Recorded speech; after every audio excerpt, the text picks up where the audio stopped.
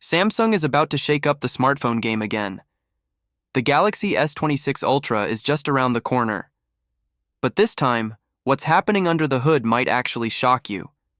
A supercharged processor, a confusing new name, and a battery. Decision that could spark debate. This is where things get really interesting. Body. The Galaxy S26 Ultra is nearly here, and hype is sky high. Everyone expected the usual Snapdragon refresh, but Samsung had other plans. Here's the twist. The chip inside the S26 Ultra isn't just a regular Snapdragon 8 Elite Gen 2. Samsung gets a special customized version, tuned to reach 4.74 GHz, instead of the standard 4.61 GHz. That tiny bump may not sound like much, but in benchmarks, the single-core score climbs to 4,000 versus 3,900.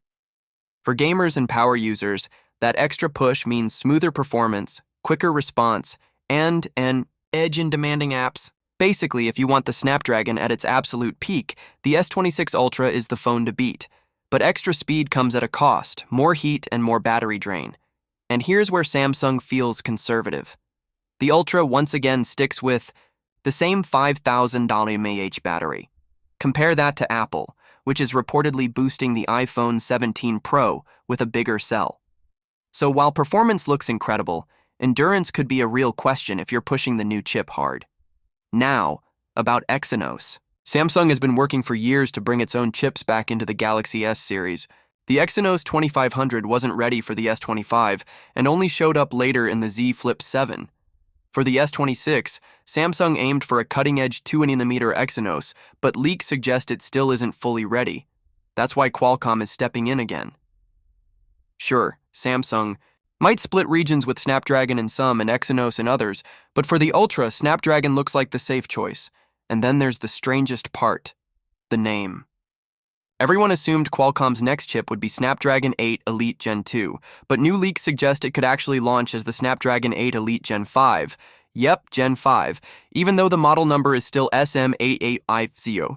Is Qualcomm skipping numbers? Just for marketing, or trying to line up with Apple's naming strategy? Either way, it's an unusual move that has everyone talking. Outro, engagement. So in the end, the Galaxy S26 Ultra is shaping up to be a real powerhouse. But big questions remain. Will the 5,000 mAh battery be enough?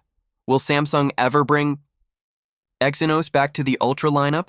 And does calling the chip Gen 5 make it sound more advanced, or just more confusing?